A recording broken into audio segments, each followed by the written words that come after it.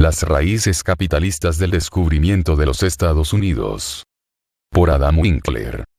Fragmento de We the Corporations. La constitución que escribieron los fundadores reflejaba el legado de tres corporaciones en particular. La Virginia Company of London, que trajo la primera muestra de la democracia a los Estados Unidos. La Massachusetts Bay Company, que proporcionó a los fundadores un modelo de gobierno limitado basado en una constitución escrita. Y la East India Company, que ayudó a inspirar la revolución que hizo posible la constitución.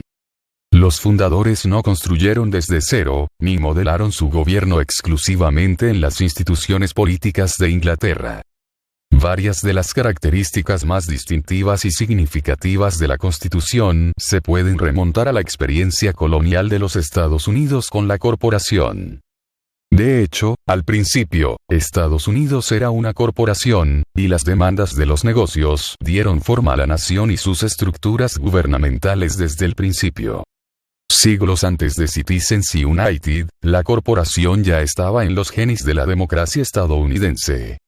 Los estadounidenses creen que su nación nació como una tierra de libertad. Los mitos sobre el origen enseñados a los escolares se centran en los peregrinos, los marginados religiosos que llegaron a Plymouth Rock en 1620. Se nos dice que estos refugiados de sombrero blanco y negro llegaron al Nuevo Mundo para escapar de la persecución del rey de Inglaterra y practicar su religión libremente. En las historias románticas de los comienzos de los Estados Unidos, los peregrinos son potentes símbolos de la identidad y los valores fundamentales de la nación naciente: libertad contra la tiranía, derechos individuales, y autogobierno. La historia de los peregrinos, sin embargo, oscurece la verdad sobre el comienzo de los Estados Unidos. Esta tierra fue colonizada primero no por disidentes religiosos, sino por una corporación de negocios. 13 años antes de que el Mayflower llevara a los peregrinos a Plymouth, la Virginia Company of London fundó la primera colonia permanente de Inglaterra en el Nuevo Mundo en Jamestown, a orillas del Chesapeake. Al llegar en 1607, los colonos enviados por la Virginia Company no buscaban ejercer sus derechos fundamentales o vivir libres de la monarquía. Eran principalmente empleados e inversionistas en el negocio, y llegaron con la bendición del rey James, de ahí el nombre de la colonia. El propósito de su viaje era hacer dinero, para ellos mismos, para los accionistas y para James, que planeaba tomar una parte de todo lo que ellos hicieran. Incluso antes de que los peregrinos trajeran la idea de libertad personal a la América colonial, la empresa de negocios con fines de lucro ya estaba establecida en sus orillas. Fundada originalmente en 1606, la Virginia Company of London fue una de las primeras empresas comerciales de Inglaterra. Creada por un grupo de inversionistas adinerados que buscaban nuevas oportunidades de negocios en el comercio exterior, pronto recibió permiso corporativo del rey James. Junto con una firma hermana de corta duración, la Virginia Company of Plymouth, la corporación disfrutó de derechos comerciales exclusivos para el área que se extendía aproximadamente desde la actual Carolina del Norte hasta Maine. El estatuto de la compañía especificaba que una quinta parte de los ingresos del comercio se entregarían a la corona. De hecho, James, que gobernó Inglaterra desde 1603 a 1625, estaba desesperado por el dinero.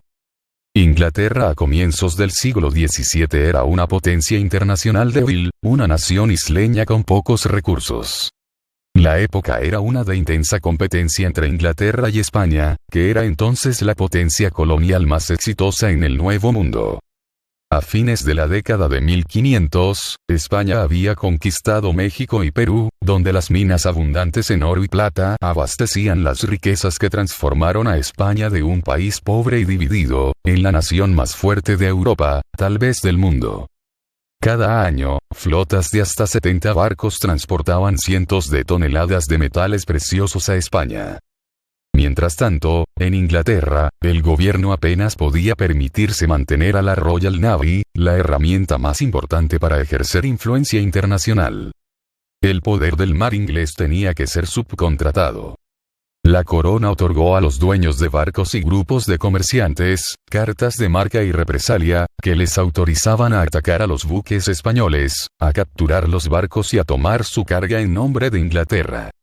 El gobierno recibiría una quinta parte de la recompensa.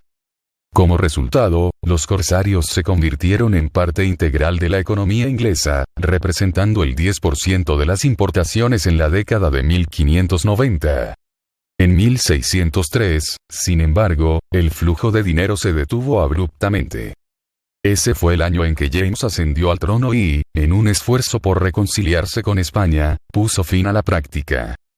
No obstante, la experiencia proporcionó un modelo de cómo Inglaterra podía competir con las otras potencias coloniales, especialmente con España, sin un gasto gubernamental significativo. Los ciudadanos privados, impulsados por el lucro, lo harían en su lugar. Esa lección ayudaría a inspirar la formación de la Virginia Company, que también fue financiada por ciudadanos privados y prometía generar ingresos para la corona. Para recaudar los fondos necesarios para organizar una expedición, la Virginia Company hizo exactamente lo que las corporaciones hacen hoy: recurrir a los mercados de capital.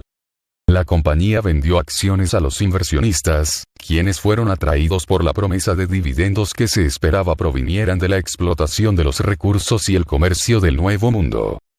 Ofrecidas a un valor nominal de 12 libras, 10 chelines, las acciones atrajeron a más de 700 adventurers, como se les llamaba entonces. Los accionistas, a excepción de los disidentes perseguidos, incluían 96 caballeros, 21 lords, y numerosos médicos, clérigos, abogados y comerciantes. Sir Francis Bacon, el filósofo que popularizó el método científico, tenía acciones, al igual que Sir Thomas Hobbes, el padre de la filosofía política moderna. Un poco como los venture capitalists del futuro, estos inversionistas estaban dispuestos a apostar por una empresa de alto riesgo. El mayor accionista era Sir Thomas West, un noble inglés cuyo linaje se remonta a un firmante de la Carta Magna, adoptada en 1215 como la primera constitución de Inglaterra que limita el poder de la corona. Conocido como un hombre de la más alta posición y carácter social, West sirvió en el Parlamento, fue miembro del poderoso Consejo Privado, y fue nombrado caballero por la reina Isabel, la predecesora inmediata de James, en 1599. Aunque pocos estadounidenses lo conocen hoy, West, cuyo título aristocrático era Lord Delaware, tuvo tal influencia en la era colonial que uno de los 13 estados originales, Delaware, recibió su nombre. West todavía estaba en casa en Inglaterra cuando el Discovery, el Gatsby y el Susan Constant, el primer trío de barcos enviados por el Consejo de la Virginia Company, su junta directiva, desembarcaron en el Nuevo Mundo en abril de 1607 con más de 100 colonos. Desde la perspectiva del Consejo, los colonos eran en su mayoría empleados.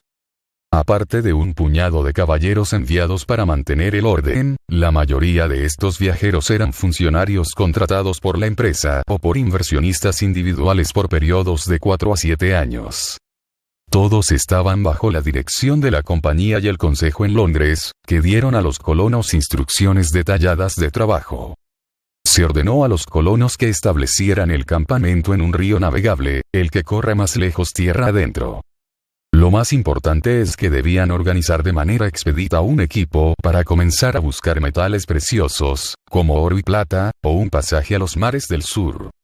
Los directores estaban seguros de que América era solo un delgado istmo como el actual Panamá y se esperaba que encontraran una ruta fácil hacia el Océano Pacífico.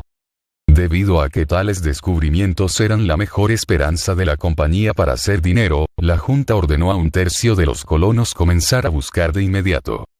Los colonos siguieron las órdenes obedientemente, para su desgracia.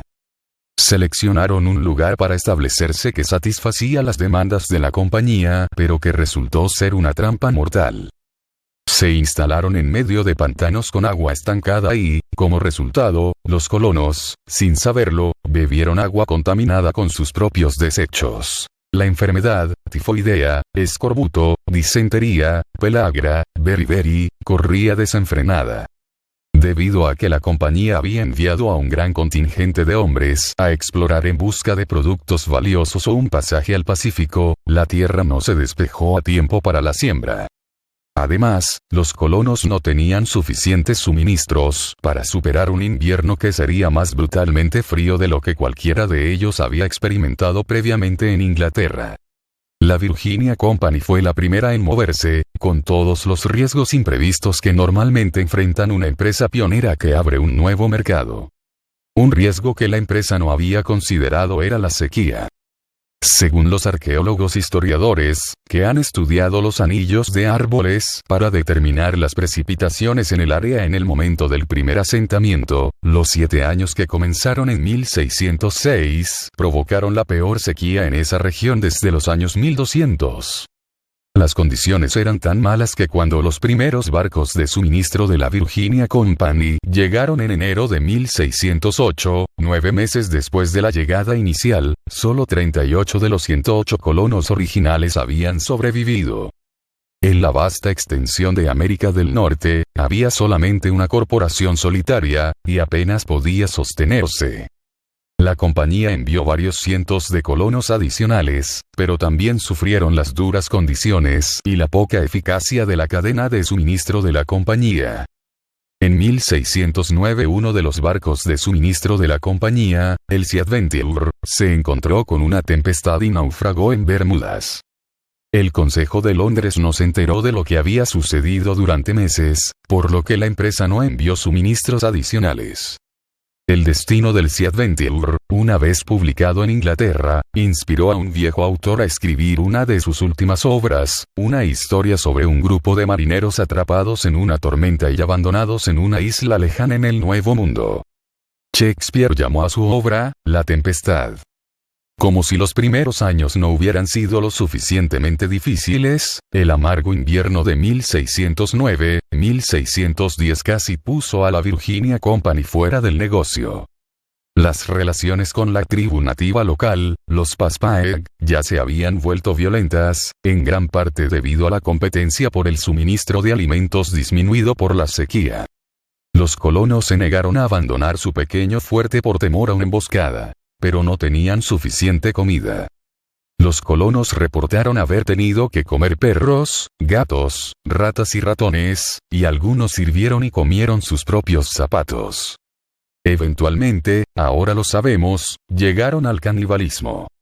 Los arqueólogos que estudiaron un depósito de basura en Jamestown descubrieron un cráneo humano con decenas de marcas de cuchillos desde donde se cortó la carne. Estaban claramente interesados en la carne de las mejillas, los músculos de la cara, la lengua y el cerebro, informó un investigador que examinó los restos.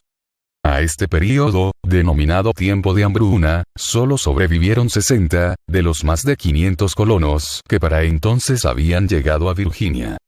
A principios de 1610, después de que los barcos de suministros regresaron a Londres con informes sobre el estado enfermo y miserable de los colonos, Sir Thomas West decidió que era hora de que él mismo fuera a los Estados Unidos.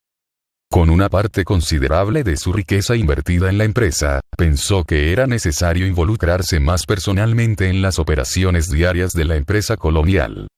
Dejando atrás a su esposa, a sus hijos pequeños y todas las comodidades de su vida aristocrática, pues no solo estaba motivado por el dinero. Buscaba la redención personal. Aunque era un noble, West había sido encarcelado en 1601 bajo sospecha de conspirar para derrocar a Elizabeth, la reina que lo había nombrado caballero. Fue exonerado, pero su reputación, sin embargo, inevitablemente empañada. Si salvaba Jamestown, impresionaría a sus compañeros y demostraría su lealtad a la corona. Como muchos de los que vendrían a América después de él, West buscaba una segunda oportunidad. West estaba decidido a que Jamestown cambiara el destino de los esfuerzos anteriores de colonizar América del Norte. El primer intento europeo había ocurrido 50 años antes, cuando el conquistador español Tristán de Luna y Arellano desembarcó en lo que hoy es Pensacola, Florida, solo para que su incipiente asentamiento sea destruido por un huracán. España tuvo más éxito con una base más al este en San Agustín. Sin embargo, todos los esfuerzos ingleses anteriores habían terminado en fracaso. El explorador Sir Walter Raleigh, por ejemplo, organizó una expedición que dejó a más de 100 colonos en la isla de Roanoke cerca de Carolina del Norte en 1587. Sin embargo, debido a las hostilidades con España, el primer barco de reabastecimiento no regresó durante 3 años. Para entonces, el asentamiento estaba desierto. Ninguno de los colonos volvió a ser visto y su destino sigue siendo un misterio hasta hoy. En la primavera de 1610, West zarpó en una flota de 3 barcos con 400 nuevos colonos y 1 año de suministros. También llegó con nuevos poderes. La Junta creía que la colonia había sufrido de una clara falta de autoridad. En Jamestown, ningún hombre respeta al superior, admitió la compañía, ni podía, de esa multitud sin cabeza y desenfrenada, esperarse algo, sino desorden y disturbios. Los colonos necesitaban un jefe. West fue nombrado señor gobernador y capitán general de la colonia, con pleno y absoluto poder y autoridad para corregir, castigar, perdonar, gobernar y mandar. La compañía esperaba que la presencia de un jefe poderoso salido de la aristocracia pusiera a los colonos en línea. Sin embargo, por si eso fallaba, West llevó consigo a un contingente de militares para imponer disciplina. Él fue a Jamestown a llevar orden, no libertad. Durante su viaje de 2 meses, las condiciones en Jamestown continuaron deteriorándose. Desesperados, los colonos sobrevivientes decidieron ignorar las órdenes de la Virginia Company y regresar a casa. Empacaron las naves y estaban a punto de prender fuego al fuerte hasta que alguien objetó que no era suyo para destruirlo.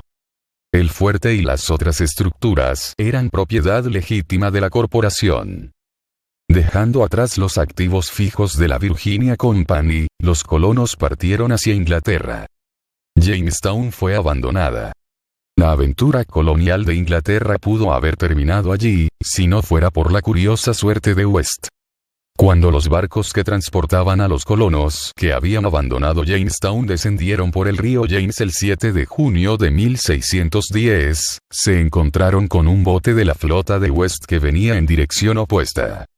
West inmediatamente ordenó a los colonos que dieran la vuelta y regresaran a Jamestown. Si West hubiera salido de Inglaterra unos días más tarde o si se hubiera retrasado apenas un poco en el mar, los barcos no se habrían encontrado. West hubiera llegado a Jamestown y encontrado un fuerte, pero nadie a quien gobernar.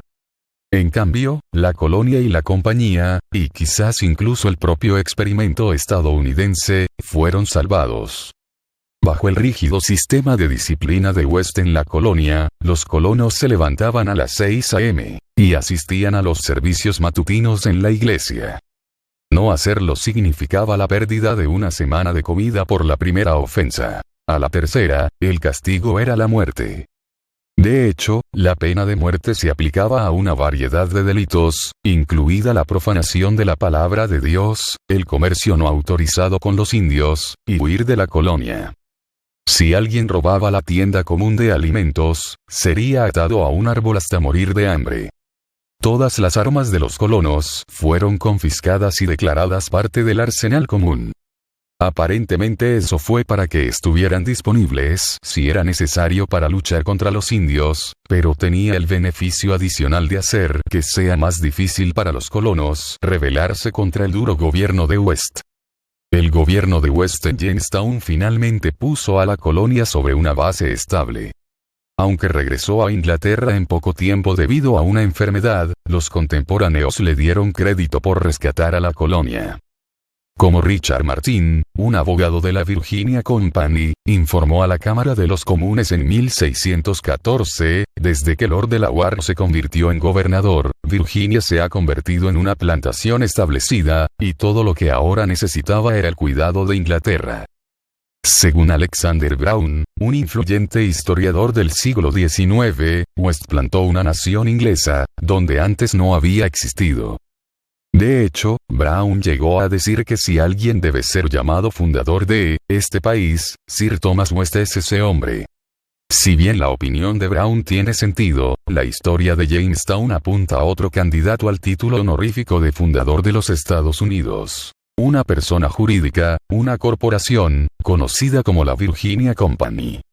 Aunque el estricto sistema de disciplina instituido por West estabilizó la colonia en su momento más precario, en unos pocos años esas mismas reglas se convirtieron en un obstáculo para el reclutamiento de colonos de Inglaterra, que a su vez ahuyentaba a los inversionistas. Para hacer que Jamestown sea más atractivo para ambos grupos, la Junta de la Virginia Company instituyó cambios importantes en la propiedad de la tierra y el gobierno a partir de 1616. Estas reformas corporativas, diseñadas para maximizar las ganancias de la compañía, trajeron las primeras medidas de democracia a los Estados Unidos. Durante su primera década, la Virginia Company sufrió una hemorragia monetaria. La colonia era estable, pero la compañía aún tenía que encontrar metales preciosos o un pasaje a los mares del sur. No había habido ganancias para distribuir a los inversionistas, a quienes la compañía admitió que hasta ahora se les había recompensado con solo cuentos de hadas y esperanzas. Al tratar de cambiar las cosas, el consejo utilizó el único activo que tenía en abundancia: la tierra. A cada accionista se le ofrecieron 100 acres de tierra en la colonia por cada acción, más acres adicionales por cada colono que el accionista enviara a Jamestown. La tierra era un gran atractivo para los mercaderes ingleses exitosos que, dada la escasez y el control histórico de la tierra en Inglaterra por parte de la aristocracia, nunca esperaban poseer bienes raíces en casa. El problema era que los accionistas también tenían que financiar el desarrollo de sus parcelas, al igual que alguien que compra hoy la tierra, también tiene que construir sobre ella. En lugar de que la Virginia Company financiara a los colonos, los accionistas debían ser individualmente responsables de encontrar colonos, pagar por su transporte y proveer sus suministros. Este nuevo sistema de propiedad de la tierra cambió fundamentalmente la colonia. En lugar de que los empleados de la compañía trabajaran en los pedidos de la compañía, los propietarios ahora trabajaban principalmente para ellos mismos, y la Virginia Company solo tomaba una parte. Casi exclusivamente, los terratenientes optaron por cultivar tabaco, el primer cultivo comercial de los Estados Unidos. Desarrollado para el intercambio comercial por John Rolfe en 1614, el tabaco tendría una enorme influencia en el curso de la historia estadounidense, alimentando la demanda de mano de obra esclava hasta la Guerra Civil y formando actitudes culturales desde entonces. El tabaco, veremos, también desempeñaría un papel protagónico en la historia de los derechos corporativos, ya que las compañías tabacaleras y sus aliados demostrarían estar entre los defensores más fervientes de las protecciones constitucionales para las corporaciones. Sin embargo, en la época de Jamestown, el tabaco comercial estaba en su infancia y la decisión de los colonos de centrarse en este cultivo disgustó a la Junta de la Virginia Company, que quería el desarrollo de productos aún más rentables. Aún así, la reforma agraria fue un éxito incuestionable, alentando a nuevos colonos a ir y atrayendo a nuevos inversionistas para posteriores rondas de financiamiento. Uno de los promotores de las reformas de la compañía fue Sir Edwin Sandys. Sandys, hijo del arzobispo de York y miembro destacado de la oposición del rey James en el Parlamento, había sido inversionista en la Virginia Company desde el principio y miembro activo de la junta directiva. Tenía un aire independiente que contagiaba a la corporación, que se hizo un poco radical.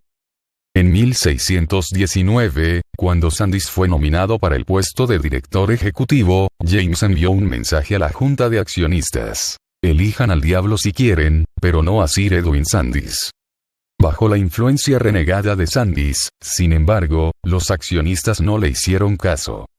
Leyendo el estatuto de la compañía en voz alta en la junta de accionistas, con énfasis en las disposiciones que les daban el derecho de elegir libremente a los funcionarios corporativos, eligieron a Sandys. Bajo el liderazgo de Sandys, la Virginia Company decidió dar a los colonos una medida similar de autonomía sobre sus asuntos.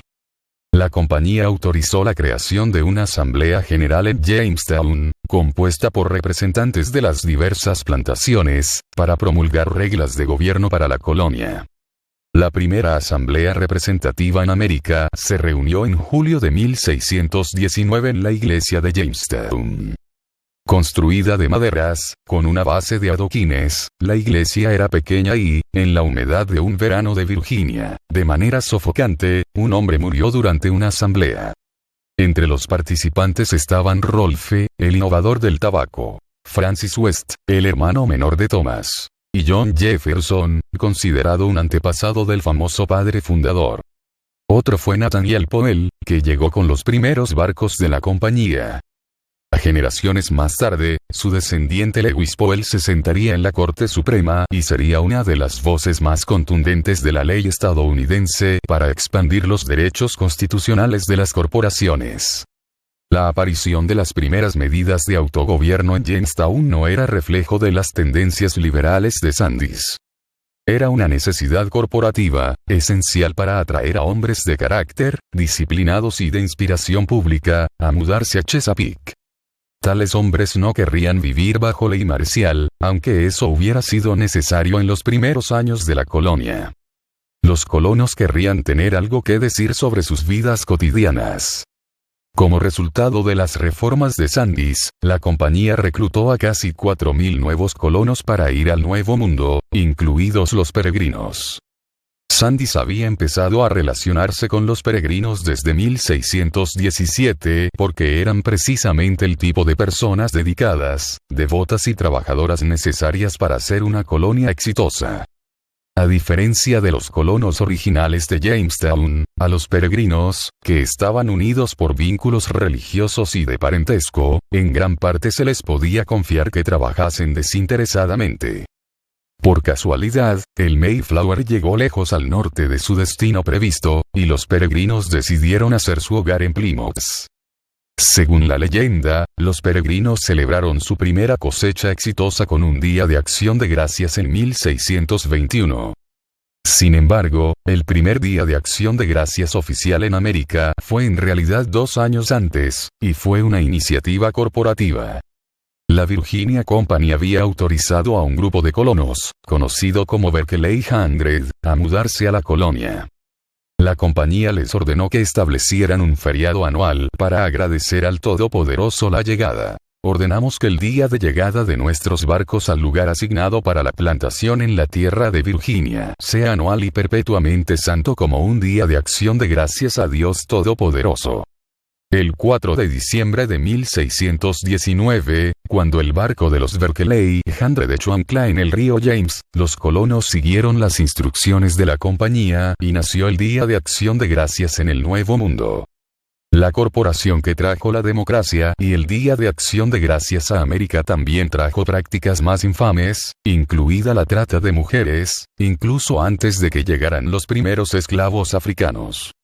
A la junta directiva de la Virginia Company le preocupaba que los hombres no quisieran quedarse mucho tiempo en Virginia debido a la falta de mujeres, o lo que la compañía llamaba las comodidades sin las cuales Dios veía que el hombre no podía vivir satisfecho, ni siquiera en el paraíso.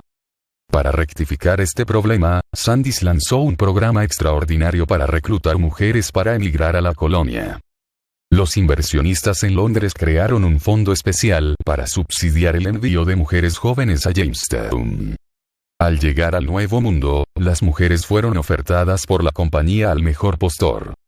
Según el historiador ganador del premio Pulitzer Bernard Bailyn, las mujeres fueron inmediatamente tomadas por los plantadores más adinerados, compradas a tasas tan altas, se dijo, que los hombres pobres ni siquiera se acercaron a ellas. La elaborada reorganización de Sandys de la colonia y el reclutamiento de peregrinos y mujeres todavía no era suficiente para que la Virginia Company fuera rentable. El propio Sandys tuvo problemas solo unos años después de tomar las riendas de la compañía, tropezando con un problema que sigue afectando a los ejecutivos corporativos hasta el día de hoy: la compensación ejecutiva.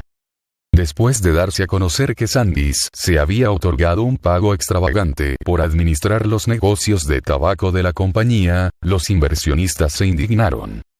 El Consejo Privado inició una investigación que humilló a Sandys, para el placer del rey James.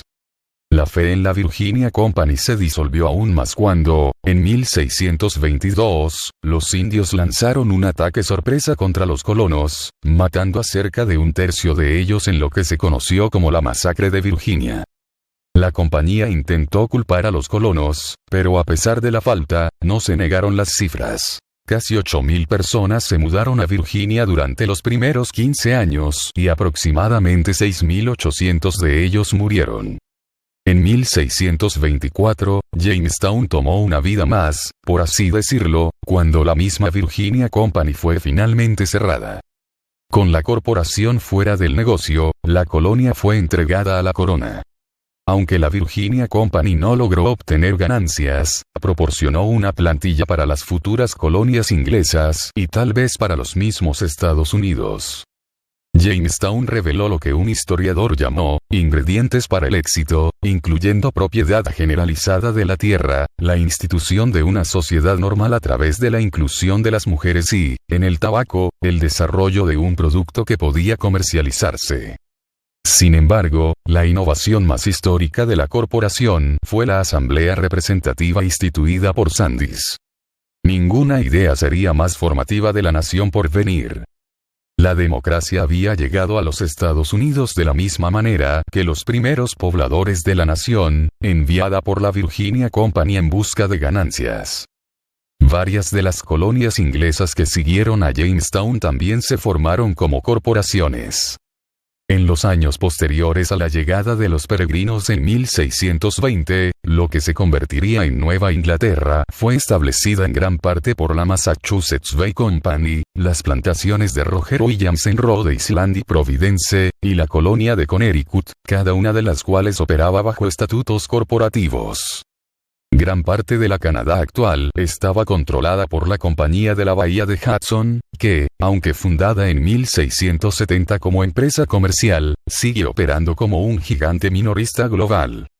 Como corporaciones, estas colonias seguían normas y prácticas corporativas comunes. Sin embargo, como también eran gobiernos, responsables de supervisar a las personas que vivían allí, ejercieron una influencia considerable en las actitudes y el entendimiento de los estadounidenses sobre la gobernabilidad. De hecho, si bien los fundadores no invocaron a la corporación como modelo en la Convención Constitucional, la Constitución exhibió signos reveladores de los orígenes corporativos de los Estados Unidos. Después de todo, la Constitución se diseñó en parte para hacer lo que los estatutos corporativos habían hecho durante mucho tiempo en las colonias: establecer oficinas gubernamentales, establecer procedimientos para legislar, e imponer límites a lo que el gobierno podía hacer. Las similitudes entre la Constitución y el estatuto original de 1629 de la Massachusetts Bay Company, por ejemplo, son sorprendentes. Así como la Constitución comienza con una descripción de quiénes eran los soberanos que ordenaron y establecieron ese Estatuto de Libertad, nosotros el pueblo, el Estatuto de la Compañía, escrito más de 150 años antes, comienza por identificar que fue dada y reconocida por el entonces soberano, el rey Charles. El Estatuto de la Compañía luego establecía, igual que la Constitución, un marco para el gobierno, completo con una asamblea representativa, un jefe ejecutivo electo y garantías de derechos individuales. La asamblea ordenada por el estatuto tenía el poder de promulgar órdenes, leyes, estatutos y ordenanzas necesarias para el gobierno de la colonia. La compañía tenía un gobernador, un director ejecutivo que era elegido por los residentes de la colonia y se desempeñaba como comandante en jefe, responsable de repeler las amenazas por la fuerza de las armas a la colonia. Dicho titular de la oficina corporativa también tenía el poder de emitir indultos, se le exigía por juramento cuidar que las leyes se apliquen adecuadamente, y podía ser acusado de cualquier falta o defecto. En caso de que el gobernador no pudiera servir, el vicegobernador, como el vicepresidente de hoy, intervenía. El estatuto de la Massachusetts Bay Company también reconocía derechos individuales. Cualquiera que se mudaba a la colonia o nacía allí tendría y disfrutaría de todas las libertades e inmunidades de los sujetos libres y naturales. Aunque el estatuto no enumeraba en detalle todos esos derechos, sí identificó algunos, incluso uno más polémico hoy que en los años 1600, el derecho a portar armas. A los residentes se les garantizó el derecho a portar, conducir, llevar y transportar armaduras, armas, municiones, pólvora, y disparar. Si bien ese derecho se reflejaría en la Constitución como la segunda enmienda, otros derechos especificados en el Estatuto de la Massachusetts Bay Company estaban más en sintonía con su era anterior, como el poder y la libertad plenos para dedicarse al negocio de la pesca. Independientemente de la sustancia de los derechos particulares, esas libertades fundamentales funcionaron de manera similar a los derechos constitucionales, en el sentido de que se entendían como límites al poder de quienes ejercían cargos bajo los estatutos. Aunque la Constitución se asemejaría, el Estatuto de la Massachusetts Bay Company era fundamentalmente un documento corporativo. Muchas de las características de los estatutos que reaparecieron en la Constitución eran comunes entre las empresas comerciales de la época. El poder legislativo conferido en la Asamblea era simplemente el poder ordinario de una corporación para promulgar los estatutos, y la Asamblea Popular era una reunión de los accionistas. El gobernador y el vicegobernador eran elegidos porque los ejecutivos corporativos tradicionalmente eran elegidos por los miembros de la corporación. El deber del gobernador de garantizar la fiel ejecución de las leyes de la colonia representaba uno de los deberes fiduciarios que los funcionarios corporativos normalmente debían a sus compañías. Al igual que la Virginia Company, la Massachusetts Bay Company era una empresa comercial que buscaba obtener ganancias. El estatuto fue diseñado para organizar, administrar y gobernar la empresa comercial. Las acciones tenían un precio de 50 libras cada una y venían con 200 acres de tierra, con 50 acres adicionales por cada trabajador enviado a la colonia. Si bien muchos accionistas eran inversionistas de Londres que planeaban enviar sirvientes contratados al Nuevo Mundo, algunos, como el puritano John Winthrop, tomaron sus acciones y cruzaron el océano ellos mismos. Winthrop emigró porque buscaba libertad religiosa. Los puritanos estaban siendo perseguidos en Inglaterra, y para financiar su escape, Winthrop vendió todo lo que heredó de su padre e invirtió en acciones de la Massachusetts Bay Company. Poco después de que Winthrop llegó al Nuevo Mundo, fue elegido para servir como gobernador por los accionistas.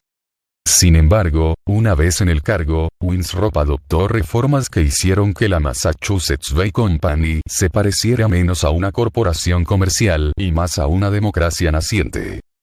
Las primeras corporaciones inglesas otorgaron el derecho de votar de los directores a los accionistas, generalmente un voto por accionista a comparación con las corporaciones modernas, que usualmente dan un voto por cada acción.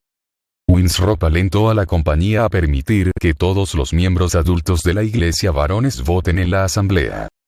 Como reflejo de lo que hoy se consideraría un amplio entendimiento de quién debería tener una voz en la toma de decisiones corporativas, Winthrop creía que todas las partes interesadas, independientemente de si tenían acciones, debían estar afiliadas. En lugar de una junta de accionistas, Winthrop dijo que su objetivo era rehacer la Asamblea General, siguiendo la naturaleza de un parlamento. Otra de las innovaciones de Winthrop transformaría las elecciones tanto en las democracias como en las corporaciones: la votación por proxy.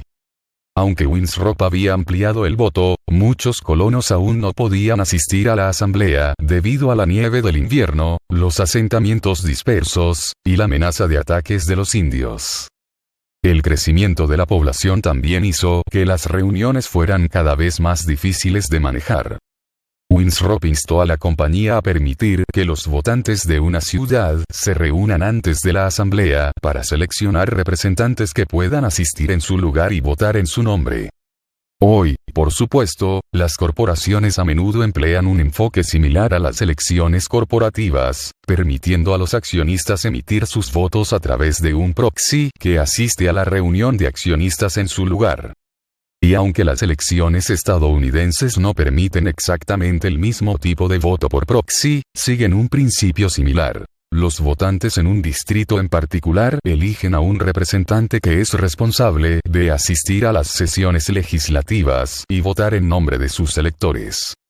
Al igual que con la Asamblea Popular instituida por primera vez en Jamestown por Sir Edwin Sandys, la adopción del voto por proxy no era un paso progresivo en el avance de los ideales democráticos.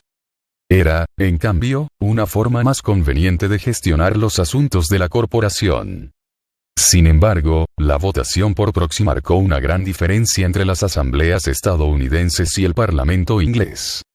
Aunque el Parlamento también estaba formado por delegados enviados desde ciudades, el entendimiento predominante del papel de los delegados era representar a la totalidad de los ingleses, no a los residentes de sus comunidades locales. Como explicó el primer ministro inglés, George Grenville, en el periodo previo a la Revolución, cada miembro del Parlamento se sienta en la Cámara, no como representante de sus propios constituyentes, sino como uno de esa venerable asamblea por la cual todos los comunes de Gran Bretaña están representados. Por eso para los ingleses era perfectamente aceptable que ciudades populosas como Birmingham y Manchester, mucho menos Filadelfia y Boston, no tuviesen representantes formales en la Cámara de los Comunes. Winthrop no sabía cuán significativa sería su forma de entender la representación. Durante el siguiente siglo y medio, la idea de que los representantes eran la voz de sus constituyentes particulares alimentaría el impulso estadounidense de independencia. No a los impuestos sin representación, el grito de guerra de la Revolución, no era principalmente una queja sobre la política británica de impuestos. Era una queja por no tener un proxy en el Parlamento que luchará por los intereses de los colonos. Otra reforma adoptada por la Massachusetts Bay Company que influiría en la Constitución fue la promulgación en 1641 del Cuerpo de Libertades. Precedente del Bill of Rights de la Constitución, este estatuto corporativo contenía garantías escritas explícitas sobre derechos fundamentales que los funcionarios coloniales estaban obligados a respetar. Establecía el derecho a un proceso justo, el castigo debe ser en virtud de alguna ley expresa del país que justifique lo mismo. Protección igual ante la ley, toda persona dentro de esta jurisdicción, ya sea habitante o extranjero, disfrutará de la misma justicia y ley. Justa compensación por la toma de propiedad, el ganado o los bienes de un hombre, no serán tomados para uso o servicio público, sin precios razonables. Derecho a un juicio rápido, su causa será escuchada y decidida en el próximo tribunal. El derecho contra el doble riesgo, ningún hombre será sentenciado 2 veces por el mismo delito. Y el derecho contra los castigos crueles e inusuales, para los castigos corporales no permitimos entre nosotros algo que sea inhumano, bárbaro, o cruel. De cierta forma, el Cuerpo de Libertades era más progresivo que el Bill of Rights, que lo imitaría más de un siglo después. Por ejemplo, la Massachusetts Bay Company prohibía ciertas formas de abuso conyugal y protegía a los niños de los castigos de severidad antinatural. Sin embargo, en otras formas era más regresivo, permitiendo, por ejemplo, la tortura de brujas. El Cuerpo de Libertades era en ese momento la lista más extensa de derechos individuales explícitos en la ley angloamericana. Precedieron por 40 años al similar Bill of Rights inglés y ofrecían protecciones individuales más detalladas que la Carta Magna. Otras colonias siguieron su ejemplo y, ya sea por ley o estatuto, garantizaron una amplia gama de libertades personales. El Estatuto de Rhode Island de 1663 protegía la libertad religiosa y la libertad de conciencia. Nueva York adoptó un Estatuto de Libertades en 1683 que incluía el derecho a juicio por jurado, el derecho a fianza, y prohibía meter tropas a vivir a casas de particulares. El Bill of Rights de Nueva Jersey de 1677 estipulaba explícitamente que la Asamblea General no podía revocarlo, haciendo que las garantías de la colonia fueran más duraderas. El Estatuto de Privilegios de Pensilvania, adoptado en 1701, agregó protecciones al derecho a buscar abogado y al derecho del acusado a buscar testigos a su favor. La famosa Campana de la Libertad fue fabricada para celebrar el 50º aniversario de ese documento. Como resultado de estas reformas, los colonos estadounidenses disfrutaban de un conjunto de derechos más amplio que el de sus compatriotas en Inglaterra. Ellos se referían a sus derechos por estatuto de la misma manera en que las personas de hoy se refieren a sus derechos constitucionales. En 1639, algunos colonos se separaron de la Massachusetts Bay Company y establecieron su propia colonia en Connecticut. A falta de un permiso escrito por la corona, ellos escribieron el suyo propio. Lo que denominaron órdenes fundamentales establecía una asamblea general autorizada a promulgar leyes para el bien de la comunidad, proveía un gobernador electo, y garantizaba el derecho de los habitantes de las diferentes ciudades a elegir diputados que los representen en la asamblea. Según los historiadores, las órdenes fundamentales fueron una imitación consciente de los estatutos de la Massachusetts Bay Company. La principal diferencia era la identidad del soberano. Mientras que el Estatuto de Massachusetts fue ordenado por el rey, el Estatuto de Connecticut fue establecido por nosotros, los habitantes y residentes de Connecticut. Las órdenes fundamentales fueron la primera constitución escrita de los Estados Unidos adoptada formalmente por la gente misma. El floreciente espíritu democrático creado por los estatutos coloniales fue acompañado por un creciente espíritu de independencia, para gran disgusto de Charles II. Después de ser exiliado por Oliver Cromwell en 1651, Charles, una vez restaurado al trono 7 años después, tenía poco apetito por la disidencia. En la década de 1680, comenzó a convertir la mayoría de las corporaciones coloniales estadounidenses en colonias reales gobernadas por la corona en lugar de por los miembros de la compañía. El Estatuto de la Massachusetts Bay Company fue revocado en 1684, medio siglo después de su emisión, y los administradores reales fueron nombrados para ocupar cargos ejecutivos a partir de ese momento. Sin embargo, la estructura corporativa de la Massachusetts Bay Company, junto con sus reformas corporativas, como la votación por proxy y el cuerpo de libertades, continuó impactando la forma del gobierno colonial en toda la costa este. Durante la era colonial, los estadounidenses veían sus estatutos coloniales como documentos legales que proporcionaban un modelo para el gobierno y establecían límites sobre lo que el gobierno podía hacer. Es decir, en los años posteriores a la emigración de John Winthrop y la Massachusetts Bay Company al Nuevo Mundo, los estadounidenses comenzaron a considerar sus estatutos corporativos como constituciones. En los años previos a la Revolución, los colonos sintieron que sus derechos garantizados por los estatutos estaban siendo atacados. El Parlamento británico, que buscaba pagar las deudas de guerra y hacer valer su autoridad sobre los colonos con una mentalidad cada vez más independiente, gravó con impuestos varios bienes básicos en las colonias: vidrio, papel, pintura, té, e incluso materiales impresos. Los colonos respondieron con ira, reclamando que esas leyes fiscales violaban sus estatutos coloniales. La manifestación más dramática de su apasionada objeción tuvo lugar en diciembre de 1773, cuando decenas de bostonianos abordaron unos barcos atracados en el puerto local y arrojaron 342 cajas de té por la borda. El té pertenecía a una corporación, la East India Company. Y lo que se conocería como el Boston Tea Party se produjo porque la East India Company, como luego se diría de las instituciones financieras estadounidenses en la Gran Recesión del año 2008, era demasiado grande para dejarla quebrar. Fundada varios años antes que la Virginia Company, la East India Company a mediados del siglo XVIII se había convertido en la corporación más poderosa del mundo. En 1757, la compañía tomó control de la India, que luego gobernaría por un siglo. Aunque el filósofo economista escocés Adam Smith dijo que ese ejercicio de poder soberano por parte de una sociedad anónima era un extraño absurdo, era similar a lo que había ocurrido en Virginia, Massachusetts y otras colonias estadounidenses, solo que en una escala mucho más grande. La corporación se había convertido en un gobierno, con todo el poder que conlleva. Con la exportación de seda, sal, té y algodón, la East India Company fue inmensamente rentable al principio. Uno de sus gobernadores, Elihu Yale, hizo tal fortuna que pensó poco en las 500 libras que donó para dotar a una universidad en Connecticut. Los líderes de la universidad, sin embargo, estaban tan abrumados por su gran generosidad que cambiaron el nombre de la escuela en honor a Yale.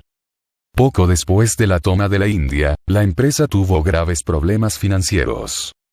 Impulsado por las expectativas de los inversionistas de obtener grandes ganancias, el precio de las acciones de la compañía había aumentado dramáticamente en medio de una frenética especulación. Sin embargo, el 50% de los ingresos de la empresa provenía del té, y ésta se había quedado con un gran exceso de inventario. Debido a que el té estaba sujeto a numerosos gravámenes en Inglaterra, había surgido un mercado negro. Los contrabandistas llevaban té a Inglaterra desde Holanda y lo vendían a un gran descuento.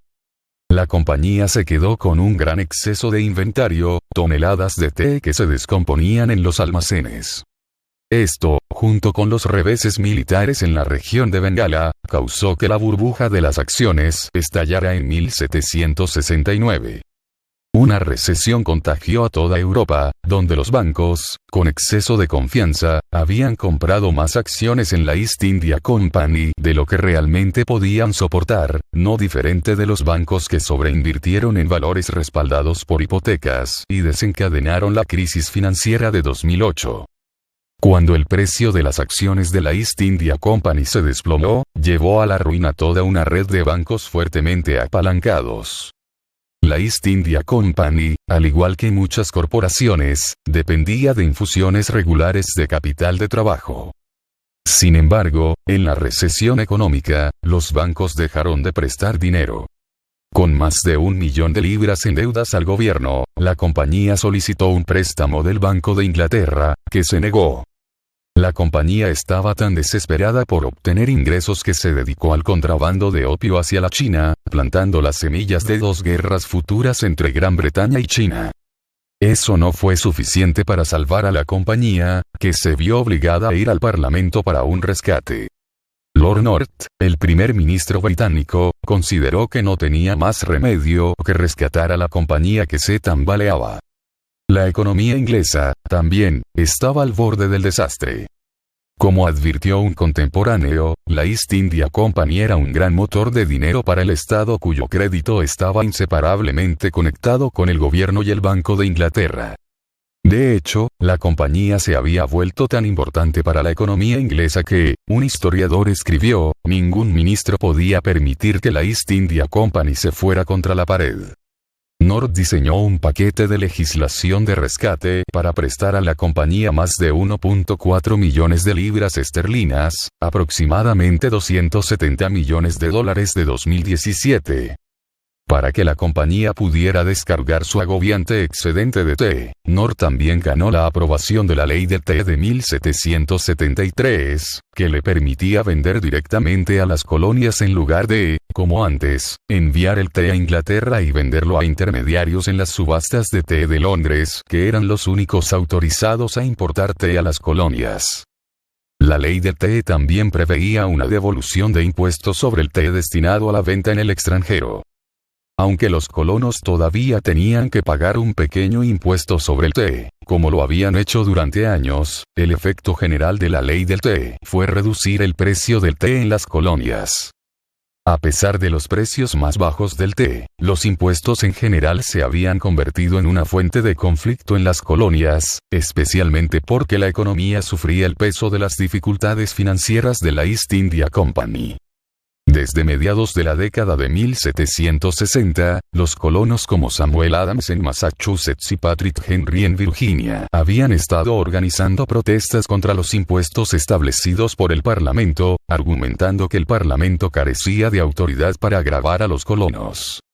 No era solo que los colonos no tenían ninguna representación en el Parlamento. Adams, Henry y otros patriotas también formularon sus objeciones en términos corporativos. Al imponer impuestos a las colonias, el Parlamento estaba infringiendo el derecho fundamental de autogobierno de los colonos, el derecho a aprobar estatutos y legislación tal como se especificaba en sus estatutos coloniales.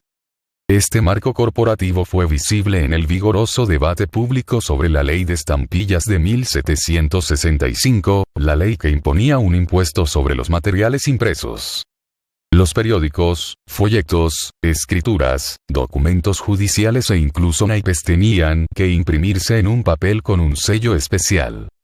Los colonos argumentaban que la ley violaba las disposiciones de sus estatutos, como el de Connecticut, que otorgaba a esa corporación colonial el derecho a hacer, ordenar y establecer todo tipo de leyes, estatutos y ordenanzas sanas y razonables. La ciudad de Rowley declaró que el impuesto era una invasión a nuestros derechos de estatuto y privilegios. En todo Massachusetts se decía que el impuesto era universalmente entendido aquí como arbitrario e inconstitucional, y como un incumplimiento del estatuto y pacto entre el rey y el súbdito. Esta noción de estatutos corporativos coloniales como contratos entre los colonos y la corona, concretizó la idea de que el parlamento estaba sobrepasando sus límites al interferir con la gobernanza colonial. En los años previos a que la Declaración de Independencia anunciara que todos los hombres estaban dotados por su creador de ciertos derechos inalienables, los colonos insistieron en que su derecho a promulgar los estatutos de sus colonias no podía ser negado porque había sido negociado libremente con el rey. Según Sir William Meredith, un partidario británico de los colonos que intervino en el tema en la Cámara de los Comunes en 1778, la base de todo derecho inalienable es esta: cuando el que es competente para transferir, transfiere, y el que es competente para recibir, acepta. Tal transmisión por un lado, y la aceptación por el otro, constituyen un derecho que, por la ley y la Constitución de Inglaterra, es inalienable. Y, a menos que sea por consentimiento, o confiscación, no puede ser retirado.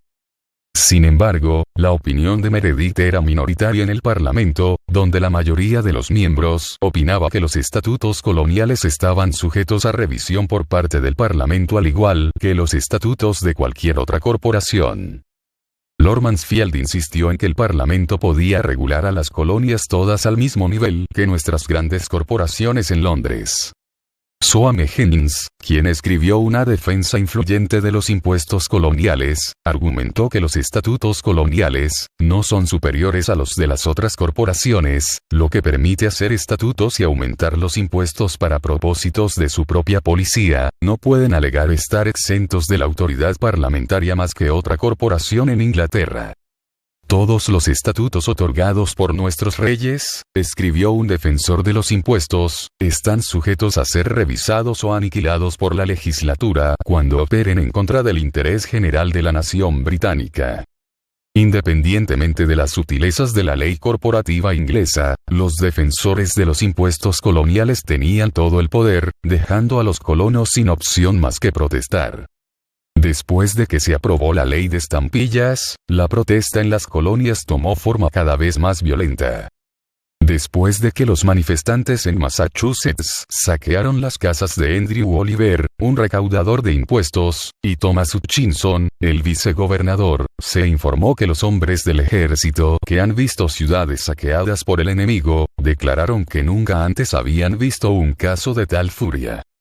Pronto no se pudo encontrar un solo recaudador de impuestos para la ley de estampillas en las colonias.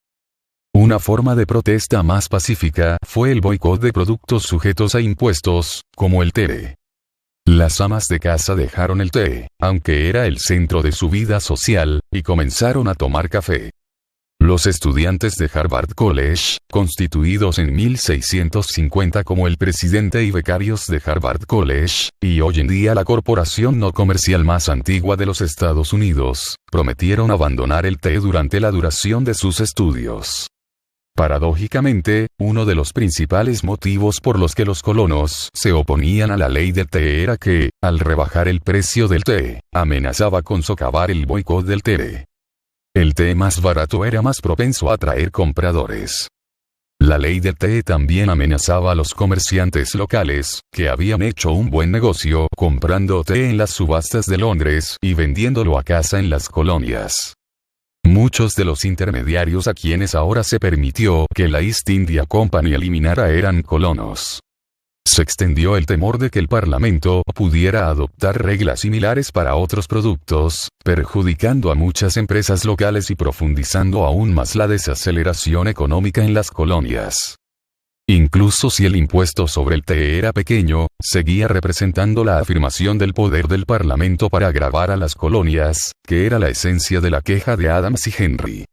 Entonces, cuando el Dartmouth, un barco que transportaba 114 cofres de té de la East India Company, llegó al puerto de Boston en noviembre de 1773, Adams decidió evitar que el té se vendiera en la colonia. Los Hijos de la Libertad, una organización informal de patriotas de la que Adams era líder, publicaron avisos en Boston. Amigos, hermanos, compatriotas. La peor de las plagas, el detestado té enviado a este puerto por la East India Company, ha llegado. La hora de la destrucción, u oposición masculina a las maquinaciones de la tiranía, te mira a la cara. En una reunión de la gente de la ciudad en el Old South Meeting House, se decidió que los guardias armados serían enviados al muelle y que no se permitiría al té salir de la nave. El barco sería obligado a regresar a Inglaterra. Cuando los hombres del rey descubrieron el plan, el gobernador real de Massachusetts prohibió que el barco saliera del puerto. Se produjo un estancamiento, que pronto atrapó a 2 barcos más que llegaron con té de la East India Company. Los dueños de los barcos, que eran colonos estadounidenses, no tuvieron más remedio que mantener los barcos atracados y el té sin descargar.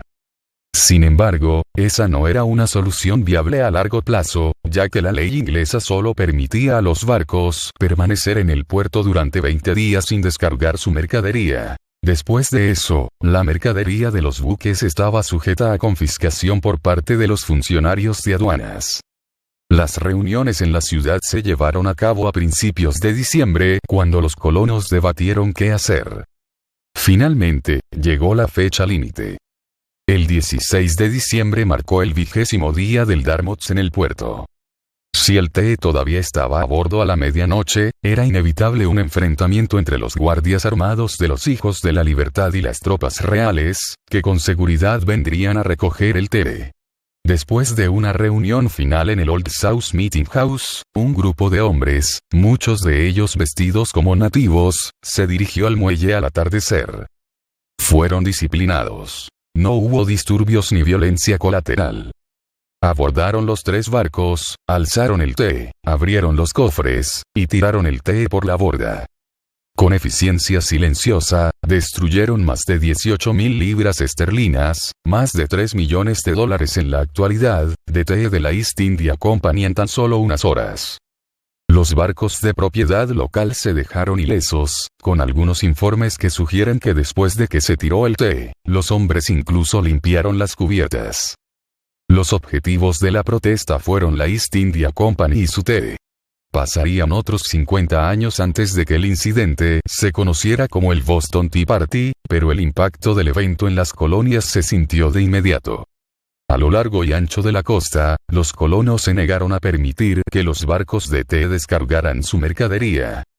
El Parlamento respondió ordenando el cierre del puerto de Boston hasta que los colonos pagaran a la East India Company por todo el té que había perdido. El Parlamento también promulgó nueva legislación terminando el Estatuto de Massachusetts. Las asambleas sin consentimiento del gobernador designado de forma real fueron prohibidas, y la facultad de elegir a los miembros del Consejo Ejecutivo, lo que antes había sido la junta directiva de la compañía, se transfirió a la corona. Para muchos colonos, el Parlamento había anulado ilegalmente sus sagrados estatutos, y finalmente era hora de tomar las armas. Aunque con razón la llamamos revolución, hubo claras líneas de continuidad con el pasado corporativo de los Estados Unidos. Después de la independencia, los fundadores finalmente adoptarían la Constitución, el símbolo más potente de la nueva nación, y uno que conserva muchas de las características de los estatutos corporativos coloniales. Así como las corporaciones coloniales estaban vinculadas por estatutos escritos que especificaban límites al poder de los funcionarios y garantizaban los derechos de los miembros, también lo estaba la nueva nación. La Constitución era el Estatuto de los Estados Unidos, su documento fundacional, y la forma y el alcance de la Constitución reflejaban la experiencia de los fundadores con el gobierno corporativo. De hecho, como hemos visto, la democracia y el constitucionalismo estaban íntimamente ligados a la corporación desde el principio. América fue fundada por la Virginia Company, fundamentalmente moldeada por la experiencia de los colonos de la Massachusetts Bay Company, e inspirada a la independencia por la East India Company.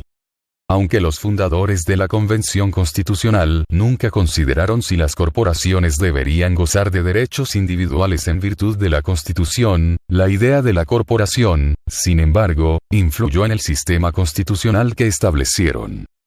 Una vez que la Constitución fue ratificada, no pasaría mucho tiempo antes de que las corporaciones la invocaran para garantizar sus propios derechos en un esfuerzo por obtener mayor libertad frente a la regulación empresarial.